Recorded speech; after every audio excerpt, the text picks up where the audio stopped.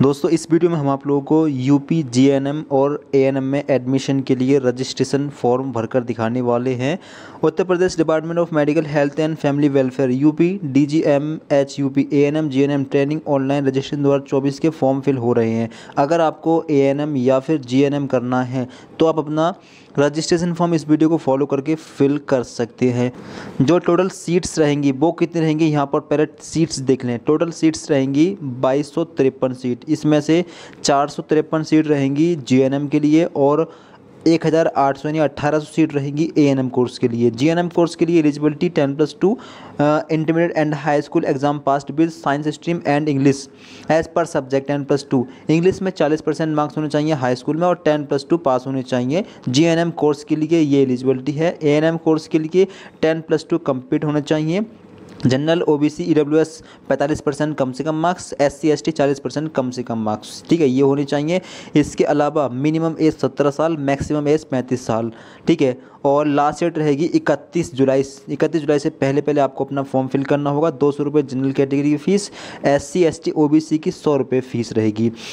अगर आपको form fill करना है अपना या फिर आप अपने किसी रिलेटिव्स का तो इस प्रकार से फॉर्म फिल कर सकते हैं। सीट्स कहाँ पर कॉलेज हैं तो school of nursing, UHM hospital Kanpur Nagar, यहाँ पर ये आपको कॉलेज दिख रहे होंगे। यहाँ पर कितनी कितनी सीटें हैं ये दिख रही होंगी। टोटल सीट्स यहाँ पर 35 हैं, यहाँ पर 67 सीटें हैं, ठीक है। यहाँ पर आप देख सकते हैं सीट्स किसकी हैं, ये जीएनएम की सीट्स हैं।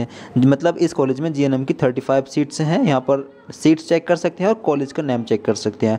इसके बाद नीचे आएंगे तो एएनएम की सीट्स, ये एएनएम के कॉलेज हैं और टोटल सीट्स यहाँ पर दी गई हैं। जैसे कि एएनएम टीसी हलवाई की बगीची मथुरा रोड आगरा, ये इस कॉलेज के अंदर 50 सीटें हैं टोटल। अगर आपको इनमें से किसी भी कॉलेज के लिए एएनएम जीएनएम के लिए अप्लाई करना है तो इस वीडियो को फॉलो करके अप्लाई आप कर सकते हैं। डायरेक्ट लिंक आपको डिस्क्रिप्शन बॉक्स में मिल जाएगा, ठीक है, प्रोवाइड करा देंगे हम। उस पर क्लिक करके आप डायरेक्टली इस वाले पेज पर आ सकते हैं, ठीक है। अगर नोटिफिकेशन ध्यान से चेक करना है तो आप नोटिफिकेशन डाउनलोड करके चेक कर सकते हैं। तो डिस्क्रिप्शन बॉक्स में लिंक है, उस पर क्लिक करने के बाद में इस वाले पेज पर आप लोग आ जाएंगे। इसके बाद में नीचे आना है। नीचे आने के बाद में आपको दिखेगा which course are you applying for, किस कोर्स के लिए आप अप्लाई कर रहे हैं, ये सिलेक्ट में जाएंगे। अगर जीएनएम के लिए अप्लाई कर रहे हैं तो जीएनएम ट्रेनिंग रजिस्ट्रेशन इस पर क्लिक करेंगे। अगर एएनएम के लिए अप्लाई कर रहे हैं तो इस पर क्लिक करेंगे, ठीक। तो हम कर रहे हैं जीएनएम के लिए अप्लाई। इसके बाद में करना है प्रोसीड वाले इस बटन पर क्लिक। आपको बता दें कि जीएनएम 3 साल का कोर्स है और एएनएम 2 साल का कोर्स है, ठीक है। अब इसके बाद में आपको नीचे आना है। आपको दिखेगा इम्पोर्टेंट गाइडलाइंस, आप गाइडलाइंस यहाँ पर चेक कर सकते हैं, ठीक है। इसके अलावा आवेदन पत्र के लिए ऑनलाइन रजिस्ट्रेशन पंजीकरण करें, क्लिक हेयर, इस वाले क्लिक हेयर पर आपको क्लिक करना है रजिस्ट्रेशन करने के लिए। इस पर आप लोग क्लिक कर देंगे। इसके बाद में आपके सामने ऐसा पेज आएगा। आपको नीचे आना है, कुछ इंस्ट्रक्शंस वगैरह दिख रहे होंगे, इनको पढ़ सकते हैं। जैसे कि प्रमाण पत्र में दर्ज नाम के अनुसार अपना नाम दर्ज करें, मतलब 10th की मार्कशीट के अकॉर्डिंग अपना जो इन्फॉर्मेशन है वो भरिएगा। नेम के आगे मिस्टर मिसेस वगैरह कुछ नहीं लगाना है, ठीक है, बाकी इनको पढ़ सकते हैं। अब सबसे पहले आपको अपना फुल नेम यहाँ पर डालना है। 10th की मार्कशीट में जो फुल नेम लिखा है वो फुल नेम यहाँ पर डालिएगा। आगे अपना मोबाइल नंबर डालिएगा, इसके आगे ईमेल आईडी यहाँ पर डालिएगा, ठीक है। डालने के बाद में सबमिट का बटन दिख रहा होगा, इस पर क्लिक करके अपने फॉर्म को आप सबमिट कर लेंगे। इसके बाद में आपको दिखेगा आपके पंजीकृत मोबाइल नंबर पर ओटीपी भेजा गया है, तो ओटीपी आपके फ़ोन नंबर पर जाएगा, ठीक है। उसको आप लोग वहाँ से देखकर ये ओटीपी यहाँ पर डाल देंगे, ठीक है। ओटीपी यहाँ पर हम डाल देते हैं अपना। ओटीपी डालने के बाद में आपको दिखेगा सबमिट का ये बटन, इस पर क्लिक करके सबमिट कर देगा। ओटीपी अगर नहीं आया हो तो रीसेंड पर क्लिक करके दोबारा भेज सकते हैं, ठीक है। जैसे आप लोग सबमिट पर क्लिक करेंगे, फिर क्लिक करते ही आपके मोबाइल नंबर पर एक एसएमएस जाएगा, ठीक है। उसमें एक तो आपका यूज़र आईडी होगी और एक पासवर्ड होगा, ठीक है। उसको नोट कर लेंगे, उससे आपका जो फॉर्म है लॉगिन होगा, ठीक है। आप स्क्रीन पर देख पा रहे होंगे हमारे पास एसएमएस आ चुका है। इस तरीके से आपके फ़ोन पर एक एसएमएस जाएगा, उसको आप चेक करना। उसमें जो है आपकी आईडी होगी, पासवर्ड होगा, उससे आपको फॉर्म को लॉगिन करना है। फिर इस वेबसाइट पर आने के बाद में आपको दिख रहा होगा गो टू लॉगिन, इस पर क्लिक करके लॉगिन वाले पेज पर पहुँच जाएंगे। बाकी बाहर से भी लॉगिन वाले पेज पर आ सकते हैं, ठीक है। इसके बाद में नीचे आना है। नीचे आने के बाद में जो रजिस्ट्रेशन नंबर आपको अभी मिला है एसएमएस में वो यहाँ पर डालना है, और जो पासवर्ड मिला है एसएमएस में वो यहाँ पर डालना है, ठीक है। इसके अगर आप पासवर्ड भूल गए हैं, अगर चेंज करना चाहें तो फॉरगेट योर पासवर्ड पर क्लिक करके नया पासवर्ड क्रिएट कर सकते हैं, ठीक है। वरना पासवर्ड आपका बना हुआ है, एसएमएस पर भेज दिया गया होगा। इसको इन्फॉर्मेशन डालने के बाद में लॉगिन वाले बटन पर आपको क्लिक कर देना है, ठीक है। अब आपका जो एप्लीकेशन फॉर्म है वो ओपन होगा। अब ठीक है, आपको अपना एप्लीकेशन फॉर्म फिल करना है। पहला स्टेप है पार्ट 1 पर्सनल डिटेल्स का, फिर पार्ट 2 एजुकेशन डिटेल्स का, डॉक्यूमेंट अपलोड का, फिर है पेमेंट डिटेल का। ठीक है, ये 4 स्टेप में आपका फॉर्म कंप्लीट हो जाएगा। नीचे आप लोग आएंगे, नीचे आपको कोर्स और रजिस्ट्रेशन नंबर दिख जाएगा। ठीक है, इसके बाद नीचे आना है, नीचे देखिएगा पर्सनल डिटेल्स में have you obtained marks in English subject in intermediate is equal to और मोर देन 40%। 40% नंबर आने चाहिए। मान लीजिए 100 का पेपर हुआ था इंग्लिश का, तो 40 नंबर होने चाहिए कम से कम। 40% मार्क इंग्लिश में मांगे गए हैं, तो सिलेक्ट में जाएंगे, यस कर देंगे। ठीक है, क्योंकि नो करने पर ये फॉर्म आगे बढ़ेगा ही नहीं, यस ही कर देना है आपको। ठीक है, 40% नंबर ही होने चाहिए इंग्लिश में। आगे है are you doing work in UP health department NAM। अगर आप वर्क कर रहे हैं यहाँ पर तो यस कर दें, वरना नो पर लगा सकते हैं। आगे रजिस्टर्ड, ये तो ऑप्शन ब्लैंक हो जाएगा। इसके आगे स्टेट मेडिकल फैसिलिटी रजिस्ट्रेशन, ये भी ब्लैंक रहेगा, ये भी ब्लैंक रहेगा। आगे इसके आगे रहेगा have you passed intermediate in science group. आपने अगर साइंस ग्रुप मतलब या तो PCM या PCB से किया होगा, इसे साइंस ग्रुप बोलते हैं। अगर इनसे किया है तो यस कर देंगे। ठीक है, आगे रहेगा एप्लीकेंट्स नेम, ये फुल रहेगा। फादर्स नेम यहाँ पर डालना। ठीक है, फादर का नेम अपने यहाँ पर डालिए फुल नेम, मदर का नेम अपने यहाँ पर डालिए फुल नेम, इंग्लिश में डालना है।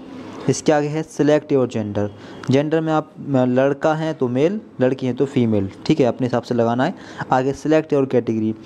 देखिए, अब अगर आप जनरल कैटेगरी से आते हैं तो अनरिजर्व्ड कैटेगरी सेलेक्ट करेंगे। OBC के लिए है, SC ST है, EWS कैटेगरी भी। आपकी जो भी कैटेगरी अपनी कैटेगरी सेलेक्ट कर लेनी है। आगे है कल डिसएबिलिटी। अगर आप फिजिकल रूप से डिसेबल हैं तो यस कर सकते हैं, वरना नो पर टिक लगा देंगे। यस करेंगे तो टाइप्स ऑफ डिसेबिलिटी, किस टाइप से आप डिसेबल हैं, एक हाथ से प्रभावित हैं, एक पैर से प्रभावित हैं, कुछ स्ट्रोक वगैरह, बोनापन वगैरह लगा सकते हैं, वरना अगर नो कर देंगे तो ये ऑप्शन ब्लैंक हो जाएगा।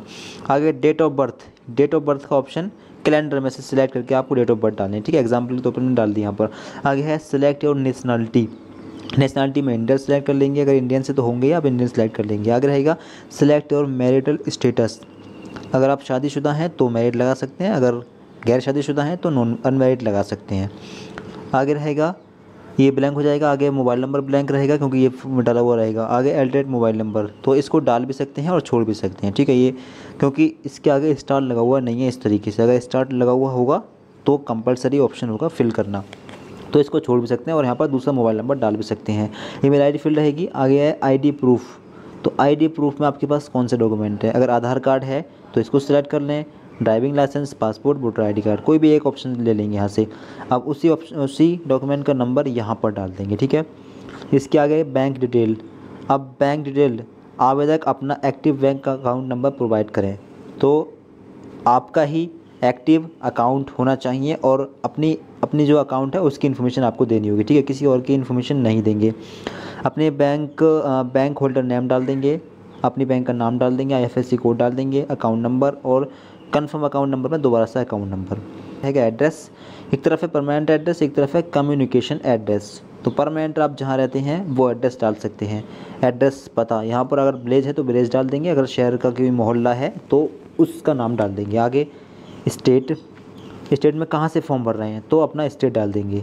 आगे होम डिस्ट्रिक्ट, आप जहाँ रहते हैं उस ज़िले का नाम क्या है, अपने ज़िले का नाम आपको डाल देना है। ठीक है, आप जहाँ भी रहते हैं। आगे है सिटी, आपकी सिटी कौन सी है, अपनी सिटी का नाम यहाँ पर डाल देंगे। आगे पिन कोड, जिस एरिया में आप रहते हैं उस एरिया का पिन कोड क्या है वो यहाँ पर डाल देंगे। ठीक है, साइड में दिखेगा कम्युनिकेशन एड्रेस, तो अगर सेम हो, परमानेंट और कम्युनिकेशन एड्रेस सेम हो तो इस पर टिक लगा देंगे, सेव एज परमानेंट एड्रेस पर। फिर यही सेम एड्रेस इधर भी फिल हो जाएगा। ठीक है, दोबारा से फिल करने की ज़रूरत नहीं होगी। अगर अलग अलग हो तो दोनों जगह अलग अलग भी डाल सकते हैं। इसके बाद में इन्फॉर्मेशन चेक कर लें, चेक करने के बाद में नेक्स्ट वाले बटन पर आपको क्लिक कर देना है। अब देखिए दोस्तों, बिना अकाउंट की इन्फॉर्मेशन दिए ये फॉर्म आगे नहीं बढ़ पा रहा है, तो अकाउंट की इन्फॉर्मेशन आपको देनी ही होगी। आप अपना अकाउंट खुलवा लें अगर आपके पास अकाउंट नहीं है तो। अगर अकाउंट है तो अपने अकाउंट की इन्फॉर्मेशन यहाँ पर भरनी होगी। ठीक है, ये इसके बगैर फॉर्म आगे नहीं बढ़ेगा, तो अकाउंट की इन्फॉर्मेशन भर दें। इसके बाद में नेक्स्ट पर क्लिक करके अगले पेज पर पहुँच जाएंगे। इसके बाद में आपके सामने आएगा registration part 1 completed successfully. Okay पर आप लोग क्लिक कर देंगे और नेक्स्ट पेज पर आप लोग पहुंच जाएंगे। पहला स्टेप कंप्लीट हो गया, राइट का साइन आ गया। अगला स्टेप है पार्ट 2 एजुकेशन डिटेल्स। नीचे आएंगे, सबसे पहले आपको अपने हाई स्कूल की इन्फॉर्मेशन देनी है। हाई स्कूल का बोर्ड डाल देंगे। अगर यूपी बोर्ड से क्या है तो उत्तर प्रदेश बोर्ड का ऑप्शन है। CBSE के लिए ये है, ICSE के लिए है, अदर बोर्ड के लिए अदर बोर्ड लगा सकते हैं। ठीक है, आगे रहेगा पासिंग ईयर। पास किस ईयर में आपने 10th कर लिया है, 10th का पासिंग ईयर डालना है। आगे रहेगा रोल नंबर, 10th का रोल नंबर यहाँ पर डाल देंगे। इसके आगे रहेगा सर्टिफिकेट सीरियल नंबर। तो ये सर्टिफिकेट सीरियल नंबर आपको जो है रिजल्ट पर मिल जाएगा। आपके 10th का रिजल्ट आप लोग चेक करेंगे, नीचे साइड में आपको मिल जाएगा। आगे है मार्कशीट सीरियल नंबर। तो सीरियल नंबर मार्कशीट का आपको मिलेगा ऊपर साइड में लेफ्ट हैंड साइड के कोने में, ठीक है। यहाँ मिलेगा सीरियल नंबर मार्कशीट का, यहाँ मिलेगा सर्टिफिकेट नंबर नीचे साइड में, ठीक है। देख के यहाँ पर डाल देंगे। आगे है स्कोर इन परसेंटेज। अगर परसेंटेज में आता है तो परसेंटेज, अगर CGPA में है तो CGPA। यूपी बोर्ड में परसेंटेज चलता है। आगे आप परसेंटेज सेलेक्ट किया है तो टोटल मार्क्स डालने। टोटल मार्क्स यूपी बोर्ड में 600 होता है हाई स्कूल का, ठीक है। अगर कोई और बोर्ड है तो आप अपने हिसाब से लगा सकते हैं, CGPA वगैरह। CGPA डालेंगे तो फिर CGPA डालना होगा, कुछ और डालना नहीं होगा। परसेंटेज डालते हैं तो पहले टोटल मार्क्स यानी मैक्सिमम मार्क्स 600 डालेंगे और मार्क्स ऑफ 10 जितने नंबर आपके आए हैं वो नंबर यहाँ पर डाल देंगे। परसेंटेज पर क्लिक कर देंगे, परसेंटेज आ जाएगी अपने आप। इसके बाद नीचे आना है, नीचे दिखेगा इंटरमीडिएट। अब 12th की इन्फॉर्मेशन आपको यहाँ पर देनी है। इसी प्रकार से 12th का बोर्ड डालेंगे, ठीक है। जैसे ऊपर डाला है 12th का बोर्ड डाल देंगे, 12th का पासिंग ईयर, 12th का रोल नंबर, 12th का सर्टिफिकेट सीरियल नंबर।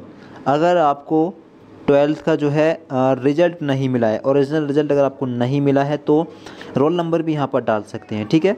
अगर मिल गया है तो नीचे साइड में आपको मिल सकता है certificate serial number. Marksheet serial number जो होगा वो आपको ऊपर ही मिल जाएगा, ठीक है। ऊपर आपको कोनों में देखना, ऊपर आपको मार्कशीट सीरियल नंबर मिल जाएगा।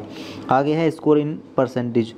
जो 12th का रिजल्ट है ज़्यादा परसेंटेज में रहता है या फिर CGPA में रहता है, एक ऑप्शन लेना है। अगर परसेंटेज लेते हो तो टोटल मार्क्स डालना हो। टोटल मार्क्स मतलब मैक्सिमम मार्क्स। तो 12th का मैक्सिमम मार्क्स होता है आपका 500 नंबर, 500 नंबर का, ठीक है। 500 डाल देंगे अगर यूपी बोर्ड से हो तो, वरना अपने हिसाब से डालना है, अपने बोर्ड के हिसाब से। आगे है मार्क्स ऑब्टेंड।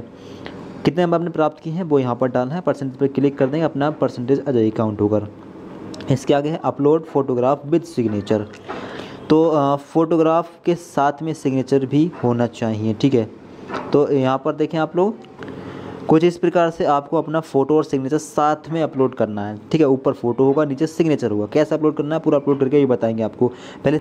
और यहाँ पर लिखा है कि आवेदकों से अनुरोध है कृपया आसमानी रंग पृष्ठभूमि यानी बैकग्राउंड तथा हस्ताक्षर के साथ अपलोड करें, अन्यथा आवेदन रद्द किया जा सकता है। स्काई ब्लू कलर बैकग्राउंड मांगा गया है, तो स्काई ब्लू कलर में आपके फ़ोटो का बैकग्राउंड होना चाहिए, ठीक है। ध्यान रखिएगा इस चीज़ का, वरना आपका आवेदन रद्द भी हो सकता है। 100 KB से कम साइज़ होना चाहिए और जो लंबाई गुणा चौड़ाई है वो 170 गुणा 137 सेंटीमीटर होना चाहिए।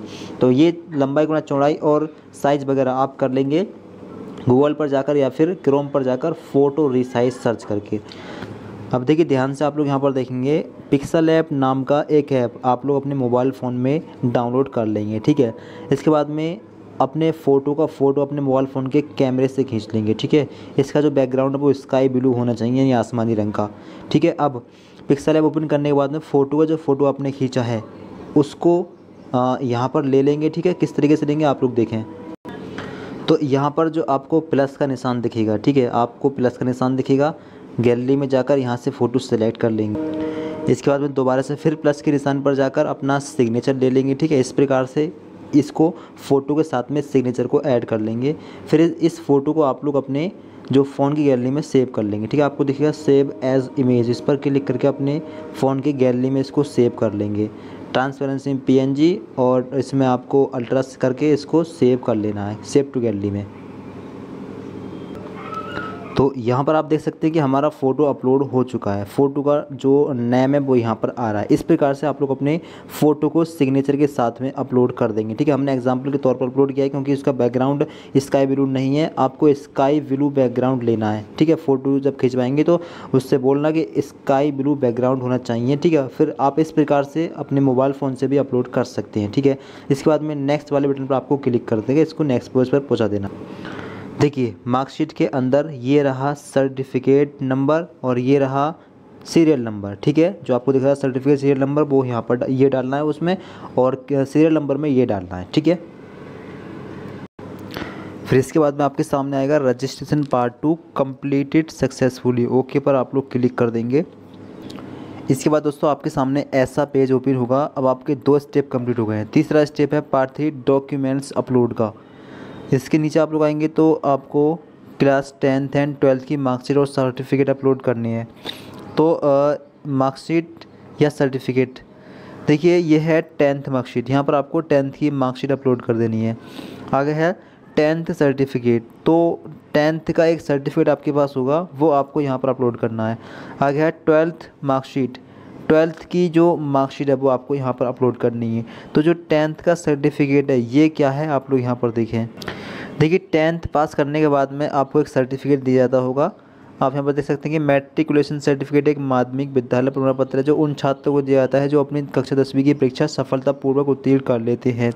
अगर आपको ये सर्टिफिकेट नहीं मिला है तो आप अपने यहाँ दिखाए कि एजुकेशन बोर्ड के ऑफिस जाकर सर्टिफिकेट प्राप्त कर सकते हैं। अपने कॉलेज में कांटेक्ट करिए, वहाँ पर मालूम करिए कि 10th सर्टिफिकेट कहाँ से मिलेगा, ठीक है। आप उसको वो कॉलेज से लाकर अपलोड कर सकते हैं। अब जैसा कि यहाँ पर भी स्टार लगा है तो ये ऑप्शन भी भरना ज़रूरी है, ये ऑप्शन भी और ये ऑप्शन भी, ठीक है, क्योंकि ये तीनों डॉक्यूमेंट अपलोड करना ज़रूरी है क्योंकि तीनों पर ही ये स्टार लगा हुआ है। साइज़ है वो 300 KB से कम होना चाहिए, ठीक है। लिमिट 300 KB, 300 KB से कम कर लें, 250 कर सकते हैं, 200 KB कर सकते हैं, ठीक है। PDF बना लें।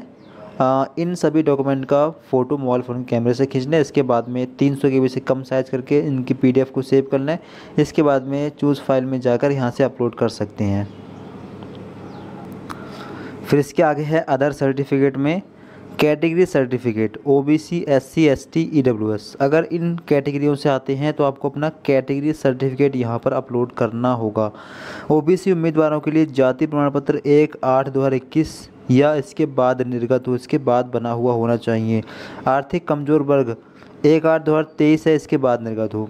जो EWS कैटेगरी है इनका जो सर्टिफिकेट है वो 1/8/2023 के बाद में बना होना चाहिए, यानी 1 अगस्त के बाद 2023 के बाद में बना होना चाहिए। और OBC कैटेगरी के जो सर्टिफिकेट है उनका 1 अगस्त 2021 के बाद में या स्टेट या फिर इसके बाद में बना हुआ होना चाहिए, वही अपलोड होगा, ठीक है, वरना कैंसिल हो सकता है। आगे है last date of category certificate. Last date यहाँ पर डालनी है कैटेगरी सर्टिफिकेट की। अब ये जो लास्ट डेट का ऑप्शन आ रहा है यहाँ पर आप देखिए कि आपका जो सर्टिफिकेट है वो किस डेट में बना है। मान लीजिए कि 1 अगस्त 2021 के बाद में बना है तो 3 साल और ऐड कर लें, वो डेट यहाँ पर डालेंगे, ठीक है। जिस डेट में आपका सर्टिफिकेट बना है उसके बाद में 3 साल पूरे ऐड करने के बाद में उस लास्ट डेट को यहाँ पर डाल देंगे, ठीक है। जैसे कि 1 अगस्त 2021 को बना है तो 22, 23, 24, 1 अगस्त 2024 की डेट यहाँ पर डाल देंगे, ठीक है। आगे रहेगा डोमिसाइल सर्टिफिकेट। डोमिसाइल सर्टिफिकेट आपको यहाँ पर अपलोड करना है, ठीक है, वो भी अपलोड करना होगा। ये भी आपका साइज 300 KB होने चाहिए, दोनों डॉक्यूमेंट का साइज, ठीक है, 300 KB, और PDF में करने के बाद में अपलोड कर देंगे। आगे फ्रीडम फाइटर्स और एक्स सर्विसमैन, यहाँ पर नो ऑलरेडी सिलेक्ट है, अगर हो तो यस कर सकते हैं। आगे है फ्रीडम फाइटर्स और एक्स सर्विसमैन, तो इसको छोड़ देना है। आगे फिजिकल डिसेबिलिटी सर्टिफिकेट, अगर आप फिजिकली डिसेबल हैं तभी अपलोड करना है, वरना इसको भी छोड़ देना है, ठीक है। आगे है upload the 5 year ANM service. अगर आपके पास ANM सर्विस एक्सपीरियंस सर्टिफिकेट है तो यहाँ पर अपलोड कर सकते हैं, वरना छोड़ सकते हैं। आगे state medical faculty of certificate, अगर ये हो तो लगा सकते हैं, वरना छोड़ सकते हैं। आगे है कैरेक्टर सर्टिफिकेट। कैरेक्टर सर्टिफिकेट आपके पास है तो लगा सकते हैं, वरना छोड़ भी सकते हैं, ठीक है, क्योंकि यहाँ पर जो है स्टार लगा हुआ नहीं है, कंपलसरी ऑप्शन ये भी नहीं है, इसको भी छोड़ सकते हैं। तो यहाँ पर जो कंपलसरी वाले ऑप्शन है वो ये हैं। एक तो आपका डोमिसाइल, ये डोमिसाइल सर्टिफिकेट रहेगा शायद उत्तर प्रदेश के स्टूडेंट्स के लिए। अगर आप उत्तर प्रदेश के निवासी हैं तो डोमिसाइल सर्टिफिकेट अपलोड कर सकते हैं। बाकी ये जो कैटेगरी सर्टिफिकेट है ये SC ST OBC EWS के लिए कंपलसरी रहेगा। इसके अलावा ये जो 3 सर्टिफिकेट हैं ये सब के लिए ज़रूरी हैं। 12th मार्कशीट, 10th सर्टिफिकेट और 10th की मार्कशीट, ये सबको अपलोड करने होंगे, ठीक है। अपलोड करने के बाद में आप नेक्स्ट पर जाएंगे, पूरा फॉर्म फाइनल कंप्लीट हो जाएगा। इसके बाद में प्रीव्यू आ सकता है, प्रीव्यू करेंगे फॉर्म का। फिर इसके बाद में पार्ट 4 है पेमेंट डिटेल, ठीक है। तो पेमेंट अब केवल पेमेंट करना है, ठीक है। पूरा फॉर्म यहाँ तक है वो कंप्लीट हो चुका है। पेमेंट कर देंगे। पेमेंट बता दिया आपको, जनरल कैटेगरी फ़ीस 200 रुपये है, SC ST OBC EWS सबकी फ़ीस 100 रुपये है फॉर्म भरने की, ठीक है। तो पेमेंट कर देंगे। पेमेंट करने के बाद में इसका प्रिंट भी निकाल सकते हैं। जो एंट्रेंस एग्ज़ाम होगा उसकी जानकारी के लिए आप इस चैनल को सब्सक्राइब कर लें। फॉर्म भरने में कोई दिक्कत आ रही है तो कमेंट बॉक्स में बता सकते हैं। इस वीडियो को लाइक कर दें, सभी दोस्तों को शेयर कर दें और चैनल को सब्सक्राइब जरूर कर लें आगे की जानकारी के लिए, ठीक है। तो thanks for watching this video.